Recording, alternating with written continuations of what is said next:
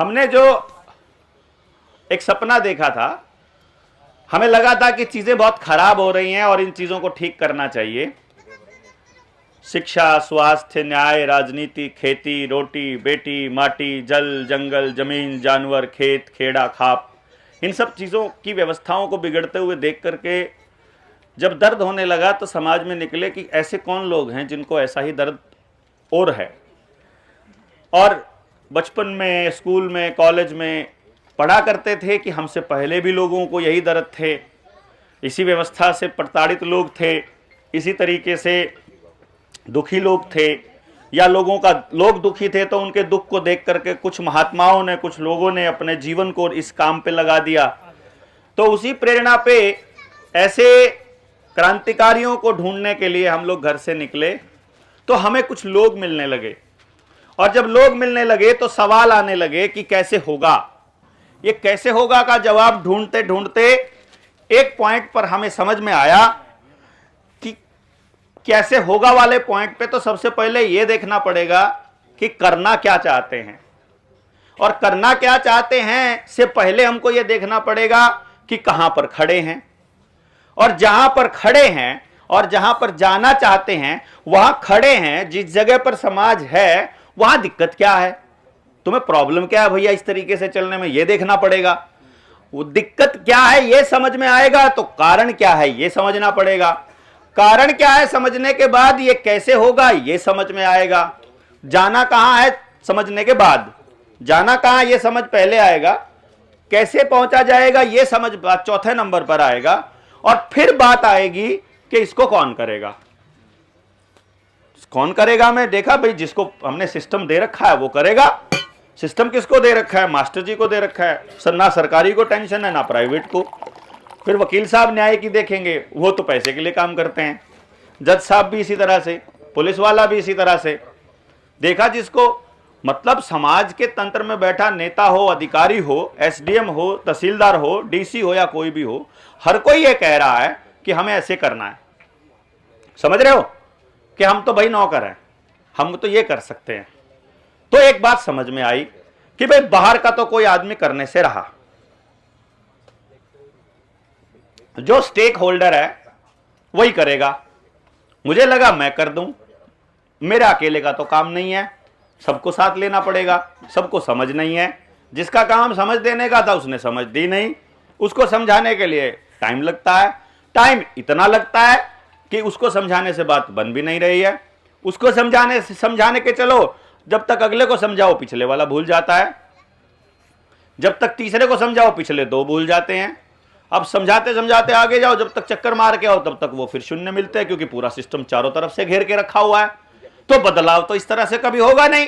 हम एक जगह एक गांव में बैठ के बदलाव का सैंपल बनाने लगेंगे तो बाकी सारे ऐसे ही पड़े रहेंगे, उनका वास्ता तो कहीं और पड़ेगा। यहाँ पे सर चीजें ठीक है, लेकिन जहां उसकी बेटी की शादी हो रखी है, जहां बेटे की शादी हो रखी है, जहां पढ़ने के लिए जाता है, जहां खेलने के लिए जाता है, जहां से सामान आता है, जो उसका किसान जुड़ा हुआ है, जो डॉक्टर जुड़ा हुआ है, जो वकील जुड़ा हुआ है, वो तो सारा तंत्र वैसा है। तो जब इसको समझने लगोगे तो यार ये तो गड़बड़ है, तो यहाँ की गड़बड़ ठीक करने के लिए तो यहाँ की भी करनी पड़ेगी, यहाँ की भी करनी पड़ेगी, यहाँ की भी करनी पड़ेगी, मेरे गांव की भी, मेरे जिले की भी, दूसरे जिले की भी, दूसरे स्टेट की भी, दूसरे देश की भी, पूरे विश्व की करनी पड़ेगी। तो ये कैसे होगा भैया? नहीं, बता दो आप।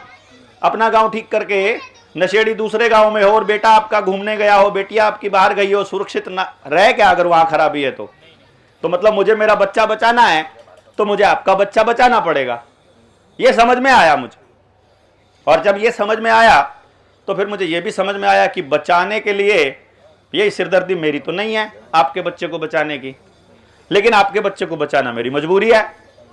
तो फिर अपन एक काम कर लेते हैं, एक डील कर लेते हैं कि मैं तुम्हारे को बचा लेता हूं, तुम मेरे को बचा लो, है? दोनों के बच जाएंगे, दोनों के बच जाएंगे ना इस चक्कर में। एक ही बचाना है ना, मेरे को अपने बचाने से बचने के चांसेस कम दिख रहे हैं खाली अपने को बचाने के, पर मेरे हाथ में अगर एक ही बचाना है तो मैं आपके वाला बचा लेता हूं और आप मेरे वाला बचाओ, तो दो बच जाते हैं। ये वाला मेरे को समझ में आया कि ये वाला पॉइंट अगर समझ में आता है तो पूरा देश एक दूसरे के बच्चे बचाने पे लग जाएगा, तो उसका बच्चा ऑटोमेटिक अपना बच्चा बचा लेगा, मतलब वो अपने बच्चे को बचा लेगा। अब इसको समझने के लिए उस देश को बताएगा कौन? मेरे को बताऊंगा तो भाषण तो सुनने का किसी के पास टाइम नहीं है, आपको तो घर तक जाना पड़ेगा, रसोई तक जाना पड़ेगा। भाषण सुनने का समय नहीं है, वीडियो सुनने का किसी के पास टाइम भी नहीं है, वीडियो सबकी पहुंच में भी नहीं है। और जिसको ये बात समझ में आएगी, किसको आएगी ये बात समझ में, मालूम है? ये बात किसको समझ में आएगी? हमारे वाली बात ना जी ना दुख है उसको समझ में आएगी, ये उसको समझ में आएगी जिसका कॉमन सेंस जिंदा होगा। कॉमन सेंस किसका जिंदा है? कॉमन सेंस किसका जिंदा है आज के टाइम पे? जो स्कूल में ज्यादा नहीं गया है, जो कॉलेज में ज्यादा नहीं गया है, जो नौकरी पे ज्यादा नहीं गया है, जिसके पास ज्यादा पैसा नहीं है, और अगर है तो ईमानदारी से कमाया हुआ है, जो प्रकृति से जुड़ा है, जो जमीन से जुड़ा है, जो खेत से जुड़ा है, खलिहान से जुड़ा है, गांव से जुड़ा है, घर से जुड़ा है, समाज से जुड़ा है, वो आदमी पहले से ही जुड़ा है। जो खेत खलिहान से जुड़ा है और कॉमन सेंस जिंदा है, वो ऑलरेडी काम कर रहा है, वो अपने अपने एरिया को बचाने के लिए कर रहा है। तो मैंने देखा ये घूम करके कि जो काम मैं यहां कर रहा हूं आप अपने वहां कर रहे हो पहले से ही। तो फिर मैंने एक बात सोची कि एक बढ़िया मौका यह है कि ढोल लेकर निकल लेते हैं, ढोल लेकर निकलते हैं। जैसे वो गांव में अनाउंसमेंट करने वाला निकलता है ना, वो क्या कहता है? सुनो सुनो सुनो गांव वालों, मैं देवेंद्र बलारा जनता सरकार मोर्चा से आपके गांव में आया हूं।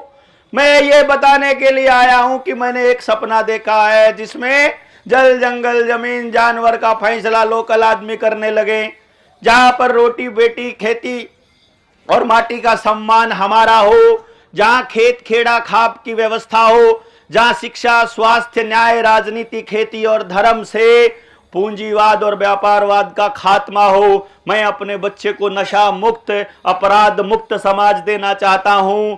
मैं अपने बच्चे के लिए एक ऐसे समाज की परिकल्पना करता हूं जो सह अस्तित्व पर आधारित हो। अगर कोई गांव में ऐसा आदमी हो जो ऐसा ही सपना देख रहा हो तो मेरे साथ आ जाओ, आज चौपाल पे शाम को 4 बजे इकट्ठा होंगे। जग सुनो सुनो सुनो जागते रहो। अगर ऐसा हम चिल्ला चिल्ला करके पूरी गली में जोर जोर से गाएंगे, पूरे गांव में घूम जाएंगे, तो शाम को चौपाल पे मुझे नहीं लगता कि 0 आदमी आएगा जिसको अपना बच्चा बचाना हो। हैं? डफली बजा के चलेंगे ना? अच्छी देखो, बताएं, पता है कैसे कि हमारा ये सपना और हम ये करना चाहते हैं, बताना पड़ेगा। अब मैं अगर निकलूंगा तो मैं एक दिन में 1 गांव 2 गांव 4 गांव, लेकिन उसमें भी समझा नहीं पाऊंगा, केवल बुला के भाषण दे पाऊंगा। तो हर गांव को समझाने के लिए हर गांव में लोग होने चाहिए, हर गांव के लोग होने के लिए हर गांव तक पहुंचना चाहिए, और वो बात उसी एंगल से पहुंचनी चाहिए। इसीलिए हमने पहले तो ऐसा सपना देखे वाले लोगों को चिल्ला चिल्ला करके पूरे भारत से इकट्ठा किया। इकट्ठा करके हमने 53 ट्रेनिंग लेवल 1 की करी, जिसमें 200 300 250 500 150 लोग आते रहे।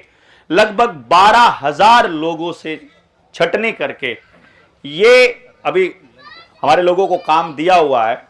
करीब ये 650 लोग हमने इस तीसरी ट्रेनिंग में, एक एजुकेशन की एडवांस ट्रेनिंग, एक टीम 200 की ट्रेनिंग और ये टीम 500 की ट्रेनिंग, 3 ट्रेनिंग करके लगभग टोटल 1000 आदमी हमने पूरे हरियाणा से छांट करके यहां पर बुलाए हैं, जो हरियाणा के 7000 गांव में जाने वाले हैं।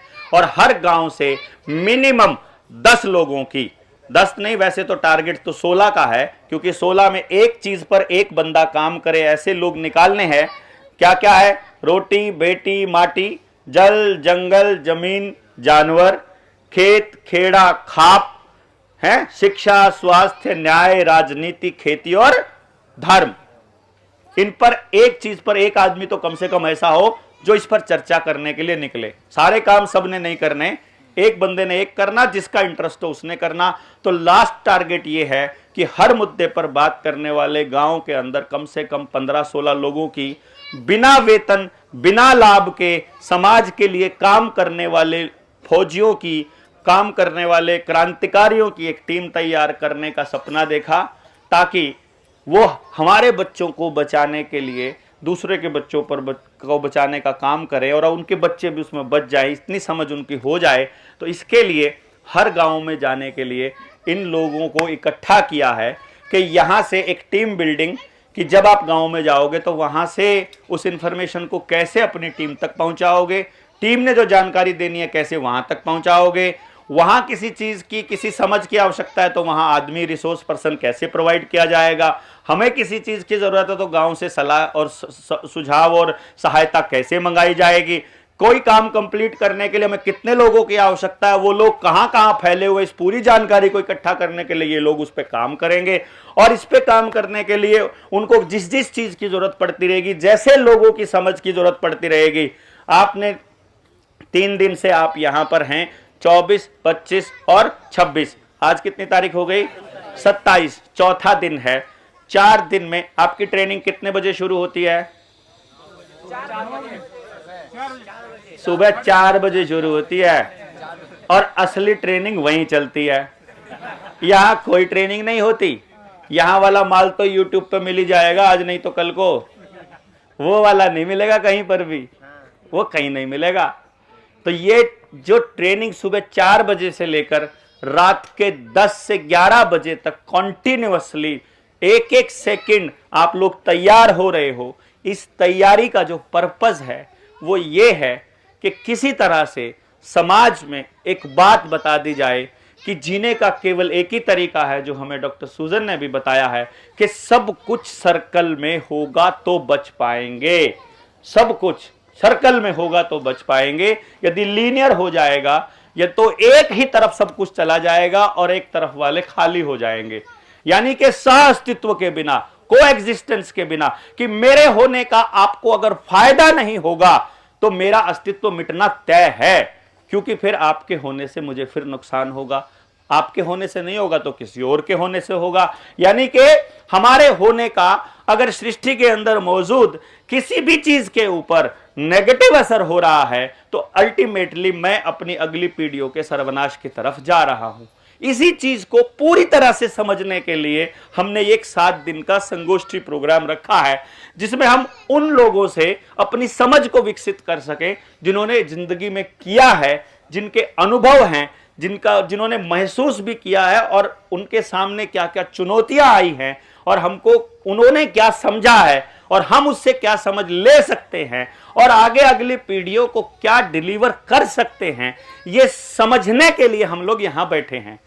हम सब उन किए हुए लोगों से सीखने के लिए यहां आए हैं। उन्हीं में से एक हमारे कुमार प्रशांत जी हैं, उनसे मैं रिक्वेस्ट कर रहा हूं कि वो आकर के हमें यहां से आगे बढ़ने का या कहीं से कहीं जाने का कुछ बताएं कि भाई हम क्या करें, कैसे जिए, क्या रास्ता हो, हमारे बड़ों ने क्या कहा, आपकी समझ क्या कहती है और हम जिस काम पे लगे हैं उसमें हमें किन किन चीज़ों का ध्यान रखना है, अपने आप को डेवलप करने में, अपने आप को मॉडिफाई करने में, अपने आप को सीखने के लिए बढ़ाने में हम और क्या करें और किसके पास जाएं और किससे रिक्वेस्ट करें और किसके आगे प्रार्थना करें, क्या किया जा सकता है। दैट इज द क्वेश्चन और यही दर्द है और इसके समाधान के लिए ही आपसे उम्मीद है। जय हिंद। असमंजस में हूँ क्योंकि मेरी आदत है कि मैं बहुत सुनने के बाद ही कुछ बोल पाता हूँ। तो क्या बात हो रही है, कहाँ तक बात हुई है, थोड़ा अंदाज़ तो हुआ जो डॉक्टर साहब ने कहा। डॉक्टर साहब को मैं पहले भी कई बार हम लोग साथ में बैठे हैं, बातचीत हुई है हम लोगों की, इसलिए मैं समझता हूँ कि वो कहाँ से बात करते हैं। लेकिन अभी तो उनसे बात नहीं कर रहा हूँ, अभी आप लोगों से बात कर रहा हूँ। तब थोड़ी उलझन है मन में कि आप लोगों से बात कर रहा हूँ तो कहाँ से बात शुरू करूँ, और ख़ासकर तब तस्वीर और मुश्किल हो जाती है जब डॉक्टर साहब ये कहते हैं कि 60 छलनियों से पार करके निकले हुए लोग हैं। तब बड़ी मुश्किल होती है क्योंकि इतनी छलनियों से निकले हुए लोग कहाँ पे खड़े हैं। और ये ट्रेनिंग शब्द है, ये बहुत अलग तरह का शब्द है। ट्रेनिंग बात करने से नहीं होती है, ट्रेनिंग संवाद करने से होती है।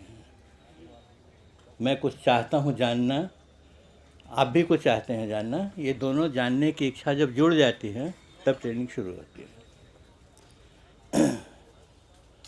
तो इसलिए बहुत थोड़ी सी बात अभी कहता हूँ मैं क्योंकि मैं कल तक हूँ। जब भी डॉक्टर साहब मौका देंगे तो हम लोग बात करेंगे। हमारे साथ एक प्रेरणा जी आई हुई हैं, जो अर्थशास्त्री हैं, ट्रेनिंग से अर्थशास्त्री हैं। गांधी का अर्थशास्त्र में क्या विचार था और वो आज जो अर्थतंत्र चल रहा है उसके साथ उसका क्या जोड़ बैठता है या नहीं बैठता है, इसके बारे में देश में जो ख़ास तौर पे कहा कि नहीं आइए, इस तरह का एक आयोजन हो रहा है, इस तरह के साथी आने वाले हैं, तो उनके बीच में थोड़ी बात करके समझने की कोशिश की जाए। तो उनको भी कभी जब भी डॉक्टर साहब बिठाएंगे उस समय, तो उनके साथ भी हम लोग बातचीत करेंगे। अभी जो मैं आपसे बात कहना चाहता हूँ,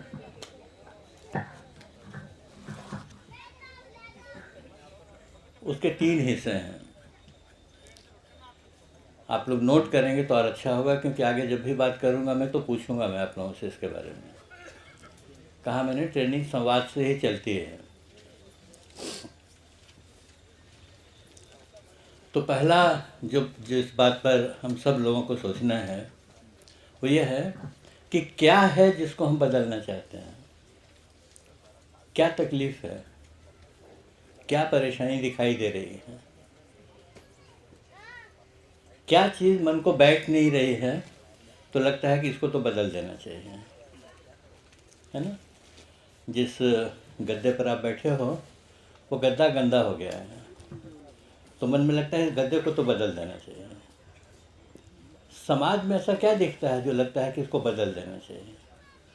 तो एक बात आप लोगों को बतानी है, मुझको समझाना है कि क्या है जो बदलना है। इसका दूसरा हिस्सा है कि क्यों बदलना है तो है, हमको क्या परेशानी हो रही है उससे, समझ रहे हैं ना। चीज़ों को पहचानना एक बात है और उसके साथ अपना जुड़ाव महसूस करना एक बात है।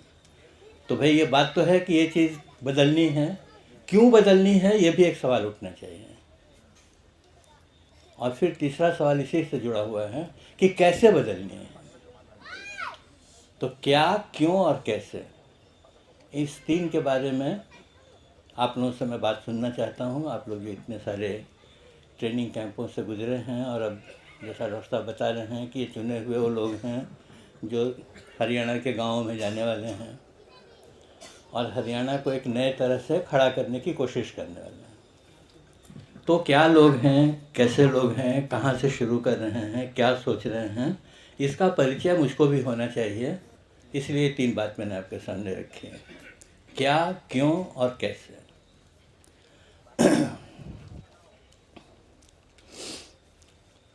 देश तो आज़ाद हो गया। कितने साल हुए देश को आज़ाद हुए? कुछ हिसाब किया कभी? कितने साल हो गए देश को आज़ाद हुए?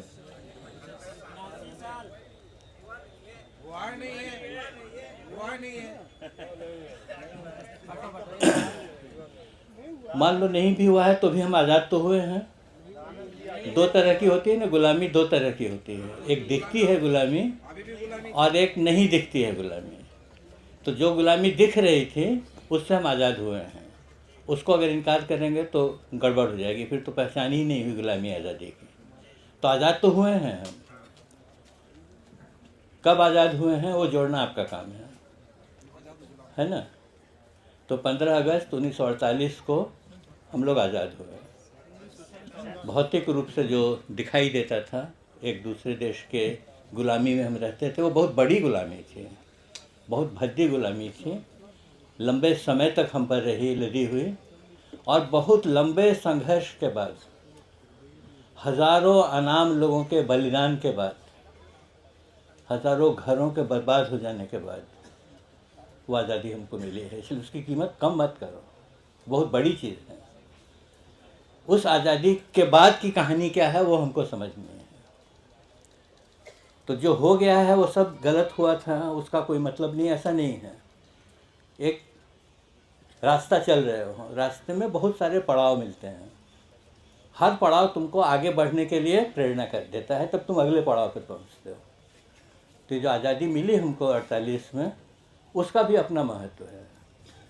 वो नहीं मिली होती तो शायद ये डॉक्टर साहब ये कैंप नहीं कर पाते। 48 के 47 47, माफ़ कीजिएगा, 47 में एक साल आगे चला गया। तो उसका महत्व है, उस महत्व को समझते हुए बात कर रहा हूँ कि एक कोई आज़ादी की कल्पना थी जो कहीं इंग्लैंड लंदन में अटकी हुई थी। ट्रेन चलती है ना तो एक स्टेशन पर आकर रुकती है और उसका इंजन स्टीम ख़त्म हो जाती है तो वही खड़ा रह जाता है। तब उसमें नई स्टीम भरनी पड़ती है, तब वो इंजन अगले स्टेशन तक पहुंचने की ताकत रखता है। तो लंदन में जो गाड़ी आज़ादी की रुकी हुई थी उसको इतने लंबे संघर्ष और बलिदान के बाद हमने चलाया और वो गाड़ी दिल्ली में आकर ठहर गई। वहाँ आकर उसकी स्ट्रीम ख़त्म हो गई। आज़ादी के बाद हम लोगों ने दो काम किया। पहला काम किया कि अपने देश के दो टुकड़े कर लिए। जो हज़ारों साल के इतिहास में किसी ने हिम्मत नहीं की थी, न मुग़लों ने कभी हिम्मत की अपने 600-700 साल के इतिहास में, न अंग्रेज़ों ने अपने करीब 200 साल के इतिहास में हिम्मत की कि इस देश के टुकड़े कर दें। वो हम लोगों ने खुद से अपने हाथों कर लिया। तो आज़ादी मिली लेकिन टूट कर मिली। आज़ादी की गाड़ी जो है वो लंदन से चलकर दिल्ली तक तो पहुंची, लेकिन बहुत खून की नदी पार करके पहुंची। और दूसरा काम किया हम लोगों ने कि आज़ादी के कुछ महीनों के अंदर गांधी जी को मार दिया। तो जिस आदमी के नेतृत्व में ये सब लड़ाई लड़ी गई थी, कई तरह के ताकतों ने मिलकर लड़ी, लेकिन गांधी उन सब के प्रतीक बन जाते हैं, उनको रास्ते से हटा दिया हम लोगों ने। तो आज़ादी मिली, गांधी विहीन आज़ादी मिली।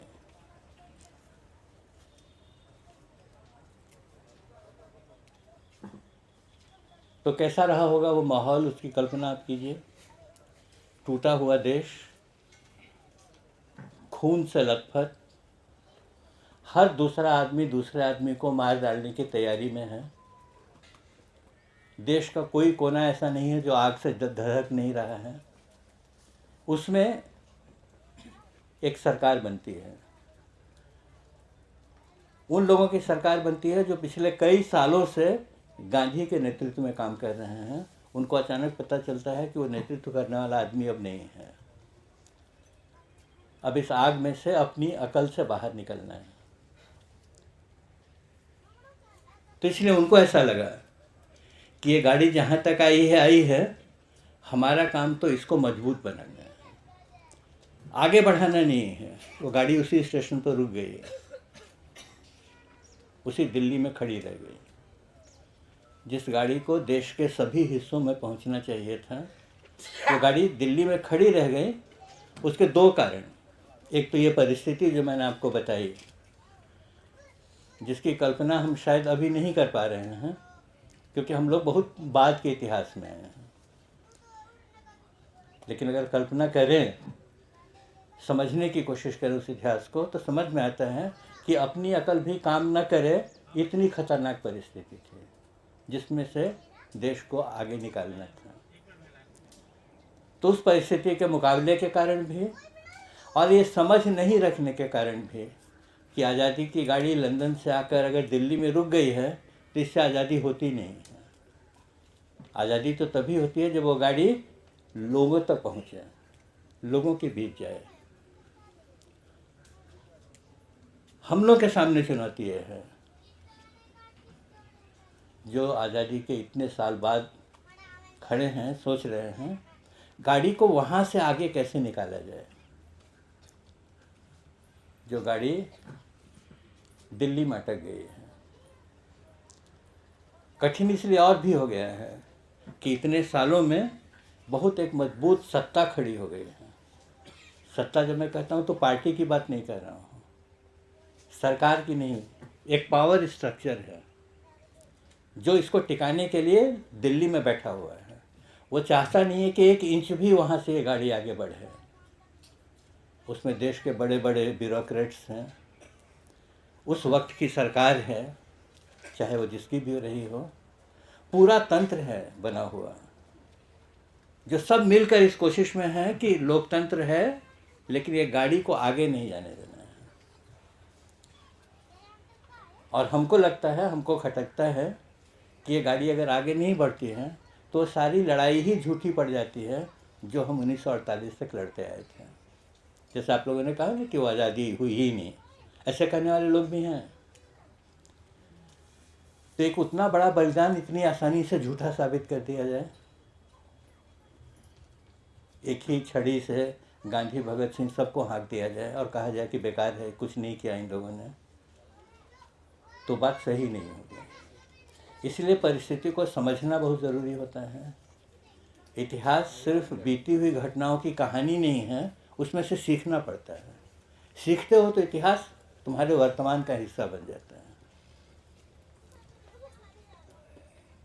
तो चुनौती यह है कि उस गाड़ी को आगे कैसे बढ़ाया जाए, क्या रास्ता हो, क्या उपाय हो, क्या उसमें पेट्रोल डाला जाए या कौन सा बिजली का कौन सा तार छुलाया जाए कि वो गाड़ी वहाँ से घिसके और फिर भारत के गांव तक पहुँचे।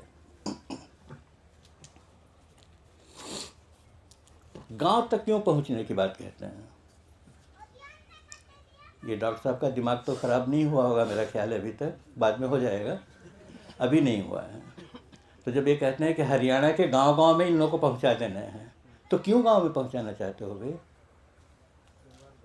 शहर इतने अच्छे बन रहे हैं, इतने चकमक साफ सुथरे, बिजली से दमकते हुए, भले प्रदूषण से दम तोड़ रहे हैं, लेकिन हैं तो शहर बने हुए।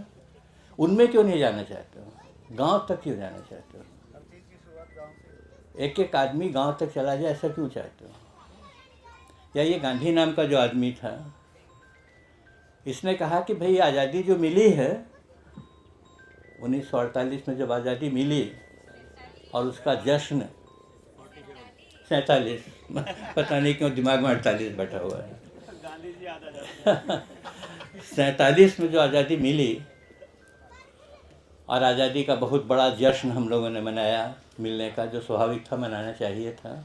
दिल्ली में बहुत बड़ा समारोह हो रहा था, देश में सब जगह हो रहा था, लेकिन उस समारोह से एक आदमी गायब था जो किसी समारोह में कहीं शामिल नहीं था, वो थे गांधी। तो सारी दुनिया को हैरानी थी कि भाई आदमी कहाँ गया, जिसके कारण ये आज़ादी संभव हुई, वो आदमी समारोह में कहीं है ही नहीं, कहाँ है? आप लोगों को अंदाज़ है 15 अगस्त 1947 को गांधी जी कहाँ थे? नोआखली में नहीं थे। गांधी जी उस समय कलकत्ता में थे। बंगाल में बहुत भयंकर सांप्रदायिक दंगा छिड़ा हुआ था और गांधी जी एक कलकत्ता के बिल्कुल किनारे में एक टूटा हुआ सा घर था किसी मुसलमान का, हैदरी मंजिल उसको कहते हैं। अभी भी आप जाएंगे तो घर देख सकते हैं। गांधी जी उसी घर में बैठे हुए थे और इस प्रण के साथ बैठे थे कि कलकत्ता की आग अगर नहीं बुझेगी तो मैं यहाँ से आगे जाऊँगा नहीं। तो सारी दुनिया की निगाह थी कि ये जो आदमी है, ये आदमी कहाँ है? तो पता चला कि आदमी तो उस कोने में बैठा है, कहीं जश्न में है ही नहीं। तो बीबीसी का एक संवाददाता, बीबीसी जो लंदन की न्यूज़ एजेंसी है, वो घूमते घूमते वहाँ हैदरी मंजिल पहुँची और उसने गांधी जी से कहा कि भाई सारी दुनिया जानना ये चाहती है कि आप आज क्या कहना चाहते हैं।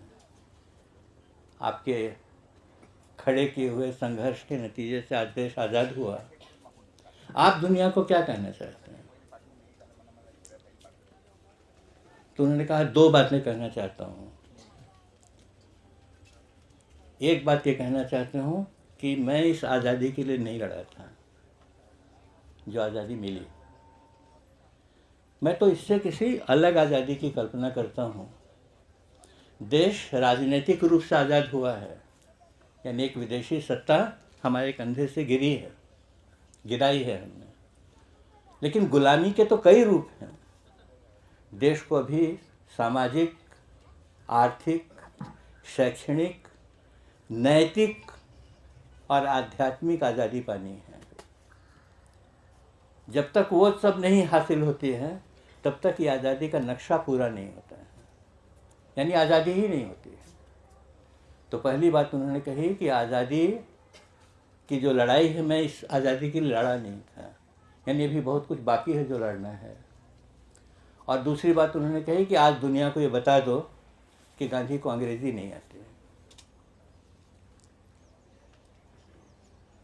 गांधी बहुत उद्भट अंग्रेज़ी जानते थे, बाइबिकल अंग्रेज़ी उनकी कही जाती थी। जैसे बाइबिल में छोटे छोटे वाक्यों में बड़ी बड़ी बातें कही गई हैं, वैसी अंग्रेज़ी गांधी जी की थी। और आप लोग पढ़ेंगे तो जानेंगे कि गांधी जी के लिखे हुए साहित्य में बहुत सारा साहित्य अंग्रेज़ी में है और वो दुनिया के लिटरेचर में अपनी जगह रखता है। अंग्रेज़ी जानने वाले लोग मानते हैं कि 22 कोटि की अंग्रेज़ी और ऐसी अभिव्यक्ति आसान नहीं है। वो उसने कहा कि आज बता दो दुनिया को कि आज से गांधी अंग्रेज़ी नहीं जानता है। अब अगर मेरे देश से तुमको बात करनी हो तो मेरे देश की भाषा सीखनी पड़ेगी।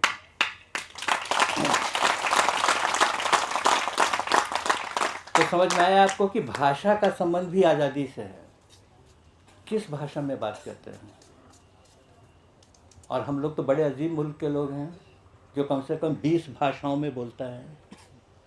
हमारे संविधान में 22 भाषाएं मान्य की हुई हैं, यानी 22 भाषाओं में ये देश बोलता है, 22 भाषाओं में ये देश अपने को अभिव्यक्त करता है। हमें से कुछ लोग नहीं जानते हैं, कुछ लोग कम जानते हैं, कुछ लोग ज़्यादा भाषाएं जानते हैं, लेकिन एक बात हम सब लोग जानते हैं कि ये देश का चेहरा 22 भाषाओं से बना है। सबका सम्मान करना है, कोई बड़ा नहीं है, कोई छोटा नहीं है, कोई आगे नहीं है, कोई पीछे नहीं है, कोई राष्ट्रभाषा और कोई छोटी भाषा, ऐसा नहीं है। ये सब हमारे देश की भाषा है। इनका सम्मान भी करना है और इनको सीखना भी है, जहाँ तक सीख सकें। हमारे देश में एक बड़े गांधी जी के बाद के विचारकों में हुए जिनका नाम विनोबा भावे है। वो दुनिया की हर भाषा जानते थे, भारत की नहीं, दुनिया की हर भाषा जानते थे। ऐसी जानते थे कि उसमें आपसे बात कर सकते हैं। फिर उनको पता चला कि इंग्लैंड में एक बड़े फिलोसोफर हैं बर्नार्ड शॉ, जिन लोगों ने अपनी टीम ने मिलकर के एक नई भाषा बनाई है जिसका नाम है एस्पिरेंटो। और वो कहते हैं कि आगे आने वाली दुनिया इसी भाषा में बात करने वाली है, तब अंग्रेज़ी, हिंदी, गुजराती, बंगाली सब मिट जाएगी, एक ही भाषा रहेगी। तो जब उनको ये पता चला तो उन्होंने बर्नार्ड शॉ को चिट्ठी लिखी, भैया वो भाषा सिखाओ मुझको जिसको तुम कह रहे हो कि भविष्य की भाषा है। तो भाषा सीखी उन्होंने और फिर बर्नार्ड शॉ को लिखा कि भाषा चलेगी नहीं, ये तुम लोगों के मन की बात है, लेकिन ये चलेगी नहीं, क्योंकि भाषा चलने के लिए क्या क्या होना चाहिए वो सब समझाए। कहने की गरज ये है कि ये संभव है कि एक आदमी कई सारी भाषाएं जाने, और जितनी ज़्यादा भाषाएं तुम जानोगे उतने तरह से तुम हिंदुस्तान को पहचान पाओगे। तो वो जो दो बातें गांधी जी ने कही थी, वो दो बातें हमारे लिए दिशा की तरह हैं कि भाई आज़ादी को अगर पूरा करना है तो ये सारे भी हिस्से हैं जिनको जोड़ करके हमको अपनी योजना बनानी है। और देश की भाषा के बारे में, देश की संस्कृति के बारे में, देश की परंपराओं के बारे में समझ भी बनानी है अपनी, और उसको सम्मान के साथ देखना भी है।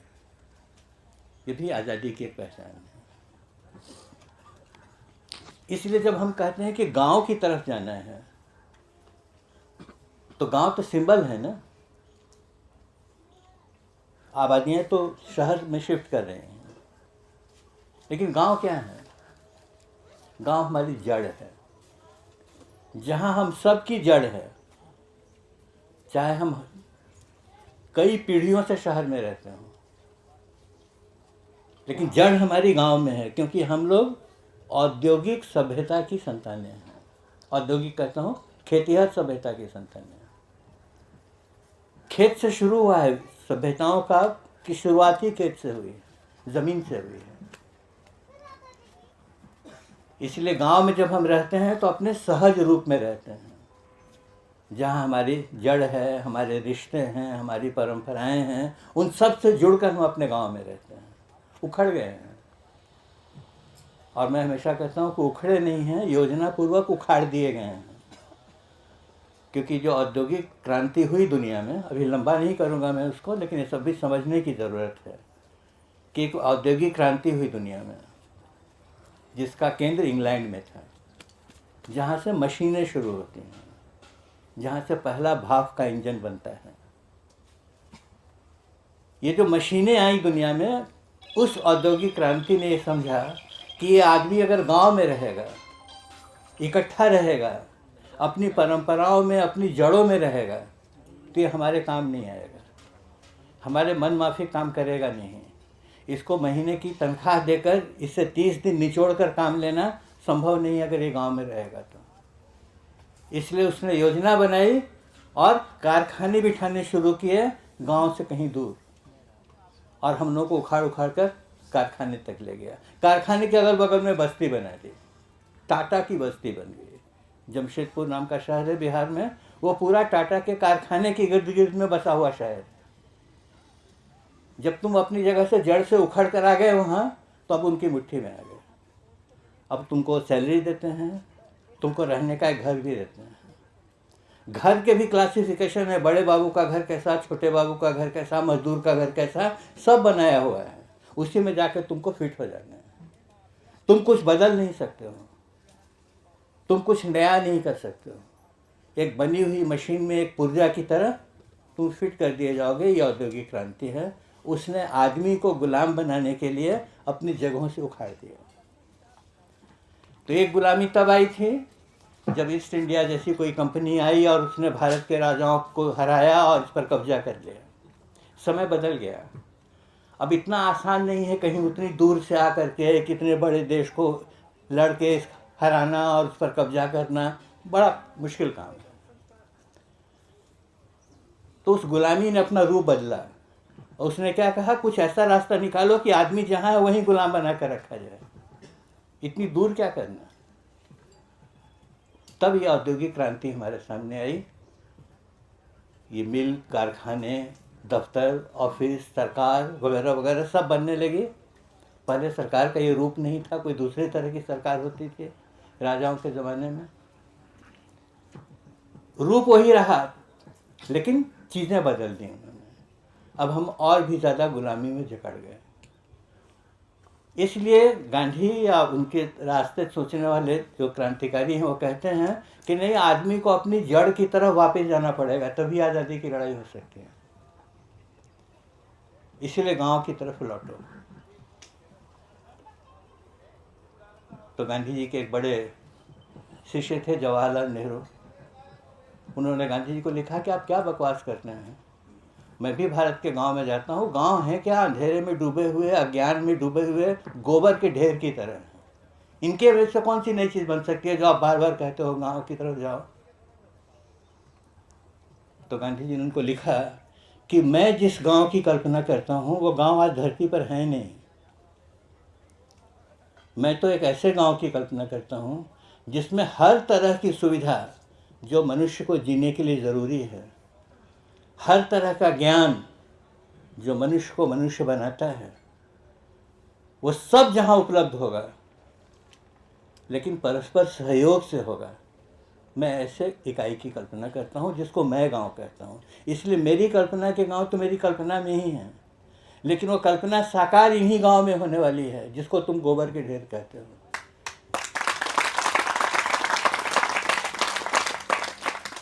इसलिए हम गांव की बात करते हैं। इस बात को खूब सफाई से समझिए। ये गांव जो हैं ये नए प्रारंभ के केंद्र हैं, क्योंकि यहीं पर हम सब की जड़ें हैं।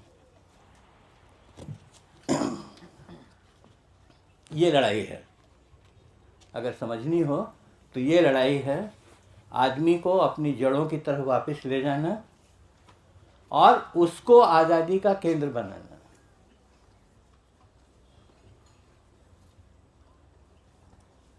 अभी एक वोट मिला है हाथ में, कैसा मिला है, क्या मिला है, वो कहने की ज़रूरत नहीं है, लेकिन फिर भी हम सबको एक वोट दिया गया है।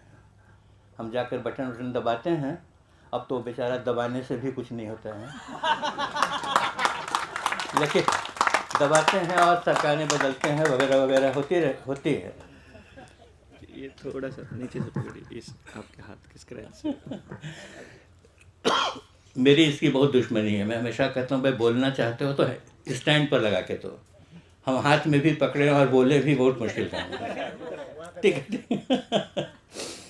तो इसलिए लड़ाई क्या है इसको समझ लेने की ज़रूरत है। और ये बड़ी एकदम साफ सामने है, कहीं दूर नहीं है, एकदम दिखाई देती है। इसीलिए इसी गांव की राख में, धूल में ये नेता लोग घूमते हैं 15 दिन 20 दिन चुनाव का प्रचार करने के लिए, क्योंकि उनको मालूम है कि सत्ता तो यहीं से निकलेगी, इन्हीं लोगों के बीच में से निकलेगी। इसलिए ये लोग इस तरह का काम करते हैं, इसलिए गाँव भटकते हैं। लड़ाई का ये स्वरूप है जिसकी चर्चा मैं आगे करूंगा फिर जब भी समय रहेगा तब। लेकिन आप लोगों के दिमाग में ये बात अभी से दौड़े कि इस तस्वीर में हम कहाँ बैठते हैं। अगर ये तस्वीर है तो आपको समझ में आई क्या? आप इसमें अपना कोई रोल देख पाते हैं क्या? तब हमने जो पहला प्रश्न आपसे क्यों, कैसे और क्यों, क्या कहा था मैंने? क्या, क्यों और कैसे, इसका जवाब आपको देना पड़ेगा। तो अभी से आप सोचेंगे तो हम लोग इसकी चर्चा करेंगे। कोई भी चीज़ हम जब बनाते हैं तो क्या करते हैं? पुरानी चीज़ को तोड़ते हैं तो नई चीज़ बनती है कि नहीं है? हमेशा कहते हैं भाई कुछ बनाने के लिए कुछ खोना पड़ता है, कुछ पाने के लिए कुछ खोना पड़ता है। तो क्रांति के इतिहास में भी आप पढ़ेंगे कि पुरानी व्यवस्था को तोड़ना और तोड़ देने के बाद नई व्यवस्था को खड़ी करना, ये क्रांति की प्रक्रिया रही है। मैंने कहा था आप लोग नोट करेंगे तो ज़्यादा अच्छा होगा बात करने में। ये प्रक्रिया है क्रांति की। तोड़ेंगे, तोड़ते हुए चले जाएंगे और फिर जब ताकत आ जाएगी तो जोड़ करके नया खड़ा करेंगे। इसमें बड़ी घपला, बड़ा मुश्किल हुआ। जो बात देवेंद्र जी अभी कह रहे थे हम लोगों से, उसी बात को मैं आपको दूसरी तरह से कह रहा हूँ कि समाज में सिर्फ आप ही नहीं हो, दूसरे लोग भी हैं। समाज में सिर्फ देवेंद्र नहीं है, और भी कई इंद्र हैं जो रात दिन हमको समझाते हैं कुछ भी बदलने की ज़रूरत नहीं है, ये एकदम ठीक ठाक चल रहा है ना। प्रधानमंत्री हर दिन बोलते हैं देश आगे बढ़ा जा रहा है, इतना आगे बढ़ा जा रहा है कि देश पीछे रह गया, वो आगे चले गए। तो देश आगे बढ़ा जा रहा है कहने वाले लोग भी हैं, ये समझाने वाले लोग भी हैं कि नहीं बहुत अच्छा चल रहा है, गड़बड़ क्यों कर रहे हो। अभी कल मैं दिल्ली में जिस कार्यक्रम में था वो कोई 60 दिन की एक यात्रा थी जो राजघाट बनारस से शुरू हुई, पद यात्रा, और चलते हुए कल राजघाट दिल्ली पहुंचे। क्या क्या बात थी वो नहीं कहता हूँ, लंबी बात हो जाएगी। लेकिन आप जानते हैं जहाँ भी आप इस तरह का कार्यक्रम करते हो तो पुलिस से परमिशन जाना पड़ता है। तो पुलिस के यहाँ गए कहने के लिए कि भाई राजघाट पे हम प्रार्थना करने वाले हैं। तो बोला क्यों राजघाट पे क्यों आइएगा प्रार्थना करने? हमने कहा प्रार्थना करने की जगह यही है, गांधी जी की समाधि पे प्रार्थना नहीं करेंगे तो और क्या करेंगे? बोले नहीं राजधानी क्षेत्र में मना है। हमने कहा गांधी जी के यहाँ प्रार्थना करना भी मना है, तो आप क्यों प्रार्थना करना चाहते हो? तो हमारे एक साथी ने कहा कि भाई समाज में शांति बनी रहे, सद्भावना हो, सब लोग सुखी संपन्न रहें, इसकी प्रार्थना करना चाहते हैं। तो बोले आज नहीं है, इतनी तो शांति है, हम तो कहीं चूं चपड़ भी नहीं होने दे रहे हैं, सब शांत है, तो आप किस शांति की बात कर रहे हैं? ऐसा समझाने वाले लोग भी हैं समाज में। तो उस प्रक्रिया में जो मैंने आपसे कहा तोड़ करके आगे निकल जाना और फिर बाद में आकर के नया बनाना, उस प्रक्रिया में गड़बड़ क्या होने लगी कि जब तुम तोड़कर आगे जाते हो तो ये जो दूसरे तरह की ताकतें हैं वो तुम्हारे तोड़े हुए को अपनी तरह से बना देती हैं। फिर जब तुम लौट कर आते हो तो पता चलता है अरे यहाँ तो दूसरा महल खड़ा हो गया है, तब तुमको समझौते करने पड़ते हैं। गांधी जी ने कहा नहीं, ये प्रक्रिया ठीक नहीं है। मैं जिस प्रक्रिया की बात करता हूँ उसमें तोड़ना और बनाना साथ साथ चलेगा, यानी नए मूल्य समाज में डालते रहना पड़ेगा, पुराने मूल्य तोड़ते रहना पड़ेगा। ये साथ में चलने वाली प्रक्रिया है। गांधी जी दुनिया के वो अकेले क्रांतिकारी हैं पूरे क्रांति के इतिहास में जो गुलामी में बैठा हुआ है, गुलामी से आज़ाद होने की लड़ाई लड़ रहा है, अंग्रेज़ों को हटाने की। लेकिन किताब लिख रहा है कि मेरा देश आज़ाद होगा तो शिक्षा कैसी बनेगी, हाँ उसकी किताब लिख रहा है। अरे आज़ाद भी नहीं हुए हो, आज़ादी कहीं दूर दूर तक दिख भी नहीं रही है, तुम क्यों बना रहे हो ये किताब? कहते हैं नहीं, मेरा देश जब आज़ाद होगा तो उसके पास एक ब्लूप्रिंट तो होना चाहिए कि भाई शिक्षा कैसी बनाएंगे। वो कहते हैं हमारे सरकार बनेगी, कोई सरकार तो होगी, वो रहेगी कैसे, उसका नक्शा बनाता हूँ। आप कल्पना कर सकते हो, वो आदमी उस समय सोच रहा है जो आज़ादी कहीं दिख भी नहीं रही है कि नहीं आज़ाद होंगे तो फला फला बात करनी पड़ेगी। इसको कहते हैं तोड़ने के साथ साथ जोड़ने का नक्शा भी सामने रखते जाना। इसलिए लड़ाई अंग्रेज से लड़ रहे हैं और दूसरी लड़ाई लड़ रहे हैं कि हरिजनों का मंदिर में प्रवेश होना चाहिए। अरे हरिजनों का मंदिर प्रवेश से आज़ादी का क्या लेना देना? लेकिन वो कहते हैं गंदे मन से आज़ादी में कैसे आओगे? मन साफ करो, इंसान को बराबर समझना सीखो। कोई मस्जिद, कोई गुरुद्वारा, कोई मंदिर ऐसा क्यों हो जिसमें कोई इंसान प्रवेश नहीं कर सकता हो? तब वो मतलब क्या हुआ? तो कह दिया आज से मैं किसी मंदिर में जाऊंगा नहीं जिस मंदिर में हरिजन नहीं जा सकता। तो मंदिर में जाना बंद कर दिया। क्यों? देश का मन नया बनना चाहिए। आज़ाद होंगे तो मन का भी तो कुछ कोना आज़ाद रहे। गुलाम का मन लेकर के आज़ादी में जाओगे कैसे? इसको कहते हैं तोड़ना और बनाना, साथ साथ चलाना। ये एक नई क्रांति की प्रक्रिया है जिसको गांधी ने हमारे सामने रखने की कोशिश की।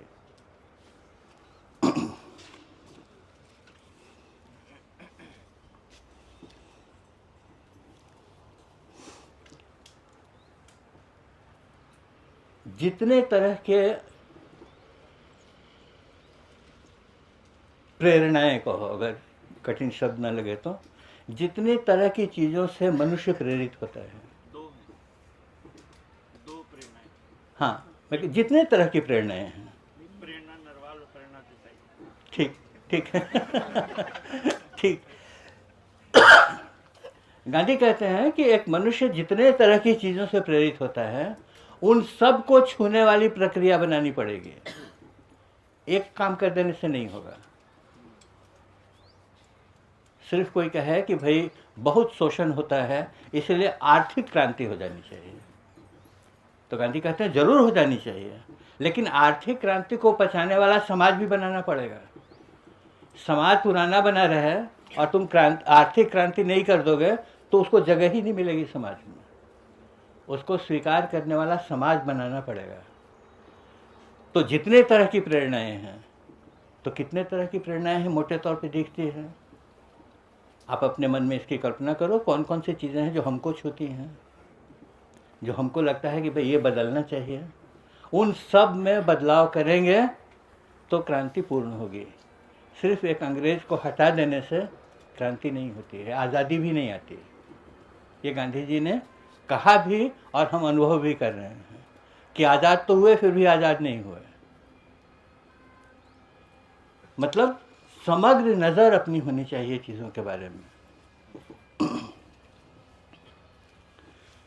उस समय 7 लाख गांव थे, कि जैसे हरियाणा के हर गांव के लिए एक आदमी तैयार कर रहे हैं। जब आज़ादी हमको मिली तो भारत के 7 लाख गांव थे, तब पाकिस्तान अलग नहीं हुआ था।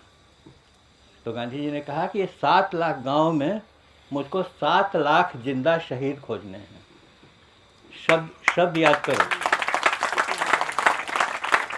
शहीद नहीं खोज रहे हैं। शहीद तो शहादत हो गई, खत्म हुआ। वो कह रहे हैं जिंदा शहीद चाहिए, यानी जो शहीद की भूमिका में रोज दिन काम करेगा कि खत्म हो जाएंगे तो हो जाएंगे, इस काम से हटना नहीं है। जिंदा शहीद उनके ही शब्द हैं, इसलिए जोर से कह रहा हूँ। मुझको 7 लाख गाँव के लिए 7 लाख जिंदा शहीद इकट्ठे करने हैं। कांग्रेस की बात मैं नहीं जानता हूँ, कांग्रेस जानेगी उसको रहना है कि नहीं रहना है। आज़ादी मिल गई, कांग्रेस का क्या काम है? लेकिन कांग्रेस वाले अगर कांग्रेस रखना चाहते हैं तो वो जाने। मेरा मिशन अब यह है कि आज़ाद भारत के 7 लाख गाँवों में 7 लाख ऐसे आदमी खड़ा कर दूं जो मनुष्य की संपूर्ण आज़ादी से कम किसी भी बात में समझौता करने को तैयार नहीं है।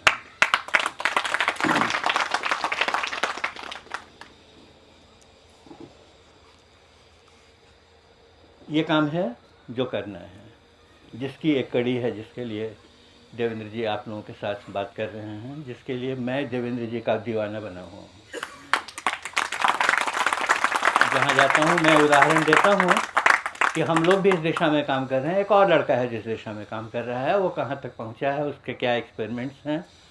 इसलिए भी मैं अपने साथियों को मैंने आज यहाँ आने के लिए कहा, जो वर्धा में हमारे साथी हैं, कि आकर बैठो और सुनो ये प्रयोग क्या हो रहा है, कहाँ पहुँचा है, क्या निष्कर्ष हैं, कहाँ कमी दिखती है। क्योंकि हर प्रयोग कदम दर कदम ही चलता है, सीधे शिखर पर नहीं पहुँच जाता है। तो बहुत बड़ा प्रयोग है, लोकतंत्र को असली बनाने का प्रयोग है। लोकतंत्र 2 शब्दों के मेल से बना है, लोक और तंत्र। इसको जोड़ते हो तो लोकतंत्र होता है। यानी 2 ताकतें हैं इसमें, एक लोक की ताकत है और एक तंत्र की ताकत है। इन दोनों का मेल हो तो लोकतंत्र बनता भी है और चलता भी है।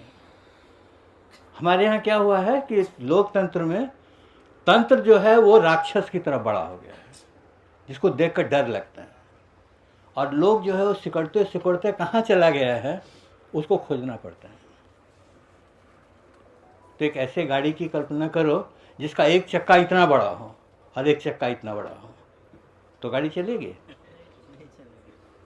गाड़ी को ठीक से चलने के लिए ज़रूरी है कि दोनों चक्के उसके बराबर हों। ऐसा बेमेल चक्के वाला लोकतंत्र हम लोग चलाने की कोशिश कर रहे हैं, जिसमें एक तंत्र है जो रोज़ दिन ज़्यादा से ज़्यादा ताकत अपने हाथ में खींच रहा है, और हम लोग भी ताली बजाते हैं कि बहुत अच्छा हो रहा है। सरकार मजबूत होनी चाहिए, सरकार जितनी मजबूत होगी हम उतने कमज़ोर होंगे। ये अजीब सा रिश्ता है। ताकत जहाँ इकट्ठी होगी, केंद्रित होगी, बाकी सब जगहों से ताकत खींचकर वहाँ चली जाएगी। इसलिए इस तंत्र की ताकत से लड़ना, इस तंत्र की ताकत को छीनना, और अपने लिए नहीं छीनना, पूरे समाज में बिखेर देना इस ताकत को, ऐसा कोई तंत्र बनाना है। कैसे बनेगा, कैसे होगा, इसकी एक शास्त्र है बना हुआ, उसकी भी चर्चा हमको करनी चाहिए, कैसे ये किया जा सकता है।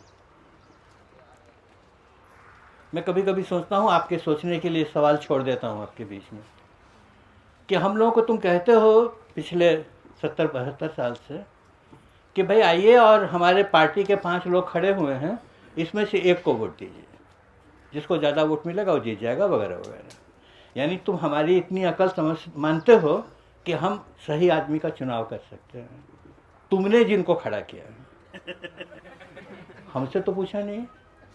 चाहे कांग्रेस खड़ा करे, राहुल जी खड़ा करे, मोदी जी खड़ा करे, जो कोई खड़ा करे, वो तो आपस में तय करके खड़ा करते हैं ना। तो हमसे कहते हैं भाई 4 जोकर खड़े कर दिए हैं, इसमें से कौन सा जोकर पसंद है तुमको? मैं कहता हूँ भाई कभी हमको भी जरा जोकर चुनने का अधिकार तो दे दो। अगर हमको इतनी अकल है कि हम तुम्हारे जोकरों में से पसंद कर सकते हैं, तो हम अपना जोकर खुद ही खड़ा कर लेते हैं ना। ये क्यों नहीं हो सकता?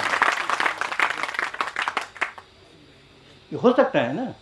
हमको अगर कहें कि भाई आप ही अपना उम्मीदवार चुन लो, तो मैं हमेशा कहता हूं जिसका वोट उसका उम्मीदवार, ये लोकतंत्र का अगला कदम। कैसे होगा? लोग हमसे बहस करते हैं आकर के कि ये तो बेवकूफ़ी भरी बात आप कर रहे हो, लोग कैसे अपना उम्मीदवार चुन सकते हैं? उसकी एक पूरी प्रक्रिया हमने बताई, समझाई उनको, देखो इस तरह से कर सकते हैं। दुनिया में कई जगह इसके छोटे छोटे नमूने हैं। मैंने अपने देश में कम से कम 4 प्रयोग मैंने किए हैं कंस्टिट्यूएंसीज में जाकर के, लोक उम्मीदवार कैसे खड़ा किया जाए, जिसका वोट है उसका उम्मीदवार होगा। इसमें से उसकी ताकत थोड़ा हम छीनते हैं। तो एक एक कदम क्या क्या सोचा जाए जिससे वो जो ताकत केंद्रित हो गई है वहाँ, वो जनता के बीच में जाए, लोग निर्णय करने लगें, लोग सोचने लगें। ये लोकतंत्र का अगला स्वरूप है जो लोक को की ताकत को बड़ा बनाएगा, तंत्र की ताकत को कम करेगा। तंत्र किसका है ये बहुत महत्व का नहीं है, कभी कभी महत्व का हो जाता है, जैसे अभी हो गया, क्योंकि मैं रात दिन इस कोशिश में हूँ कि इस तंत्र को उखाड़ फेंकना है, इसलिए कि ये नीम के ऊपर करेला चढ़ा हुआ है।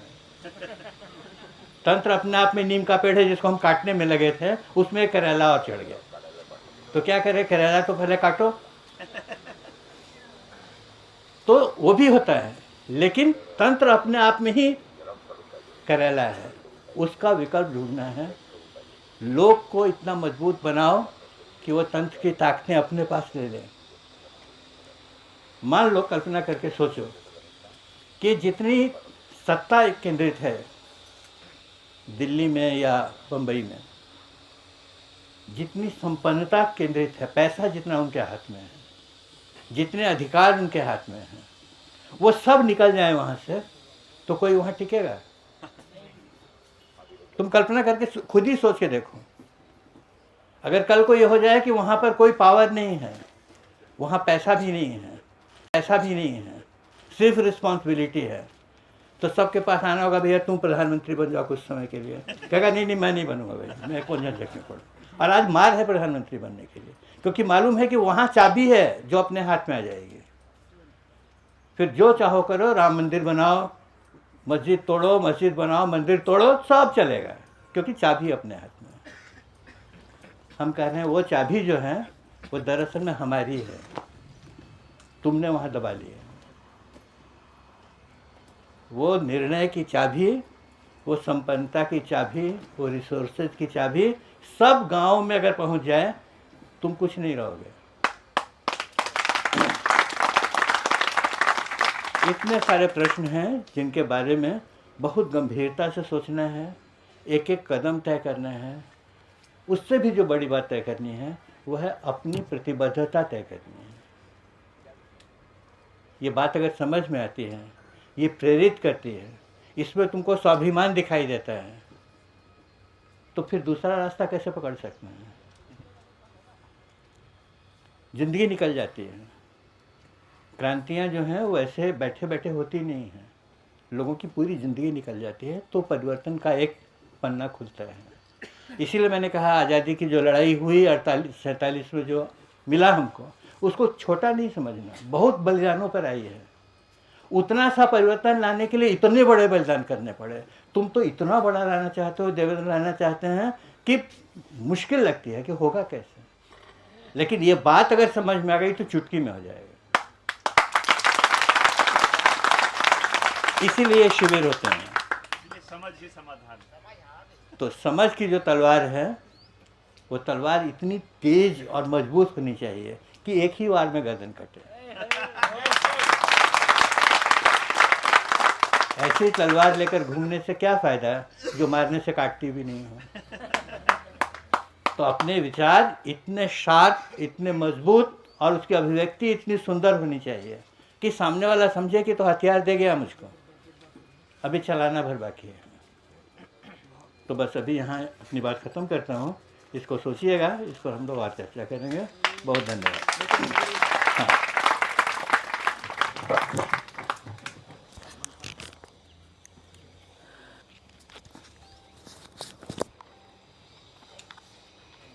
खाना तैयार है क्या? अब कुमार प्रशांत जी को हम तो खैर क्या ही कहें, मतलब एक बार जोरदार तालियों से धन्यवाद अर्पित करते हैं। इसमें से कौन सा ऐसा पॉइंट है जो कुमार जी ने बोला है जिससे आप सहमत नहीं हैं?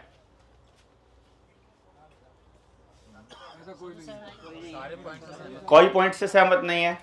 कौन सा ऐसा पॉइंट है जिस पर अपनी ट्रेनिंग्स में चर्चा नहीं हुई है? सब पर हुई है, यानी कि आधा काम हमने आपका कर दिया है, मतलब इस पे चर्चाएं हो चुकी हैं। समझ का तलवार थोड़ा तीखा करने का है इधर का, इसीलिए 7 दिन हम यहाँ पर इकट्ठा हुए हैं, धार लगा रहे हैं धार लगाने पे। तलवार उठा लाए हैं, उसका साइज चेक हो चुका है, तलवार चलाना सीख रहे हैं और धार तेज कर रहे हैं। वो धार तेज करने के लिए वो जो इंस्ट्रूमेंट होता है वो हमारे पास नहीं था, वो इसीलिए बुलाए गए हैं। कोई दिल्ली से, कोई बेंगलोर से, कोई अकोला से, कोई कहीं से। वो आप लोग हमको घिस करके हमें तेज करेंगे और फिर जैसे आप चलाएंगे, जिसको काटना चाहते हैं काटने के लिए सारी तलवार हाजिर हैं। हाजिर हैं? अरे हैं कि नहीं? हैं? एक बार बताना है, भारत के हुंकार है, भारत के हुंकार है। देख लियो, अगर सामने से कोई आया तो हिसाब बराबर कर दिया जाएगा, है ना। लेकिन सबसे पहले एक बात याद रखनी होगी, ये क्रांति जो घटित हो रही है ये भीतर होगी, आंतरिक होगी, चेतन मन में, अवचेतन में, आत्मा में है। जुड़ से भीतर का जुगाड़ है, इस खाल से अंदर के। बाहर शांति होगी, अंदर प्रेम होगा। और क्योंकि लड़ाई सत्य की है और सत्य पर अपना पूरा जीवन खपाने वाले महात्माओं की भूमि पर और उनके चरणों में हम लोग बैठे हैं। इसलिए हमको यह मालूम है कि सत्य एक है, अलग हो ही नहीं सकता। अगर गांधी ने सत्य पर काम किया है और भगत ने सत्य पर काम किया है और कुमार भाई सत्य की बात करते हैं, आप सत्य की बात करते हैं, मैं सत्य की बात करता हूं, अगर बात सत्य की हो रही है, तरीका कहने का कितना ही अलग हो, लेकिन सत्य केवल एक होगा। किसी की जबान से निकले, किसी दौर में निकले, किसी तरह से निकले, सत्य एक ही होगा। उसको पाने की अलग अलग रास्ते हो सकते हैं। मानते हैं आप इस बात को? वो एक ही है। इसीलिए आपको किस किस को ये लग रहा था कि कुमार भाई तो हमारी ही बात कर रहे हैं कि हमको क्या करना है पहले से ही तैयार कर रहे हैं, लग रहा था। ओ सिसोदिया जी कह रहे, अरे ये कुमार जी हमको सुन ही रही थे क्या 3 दिन से? यही हो रहा था मन में। आपके भी किस किस के थे मन में यही होता? हाँ बोलोगे जरूर आप, मुझे पता है। यहाँ पे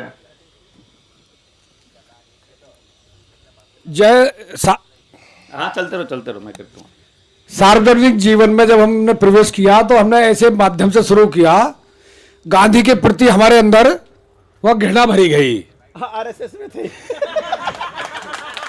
लेकिन जिस दिन हमने राजीव दीक्षित को सुना, भाई राजीव दीक्षित जी को, तो उन्होंने गांधी के बारे में भी हमको नकारात्मक से सकारात्मक किया।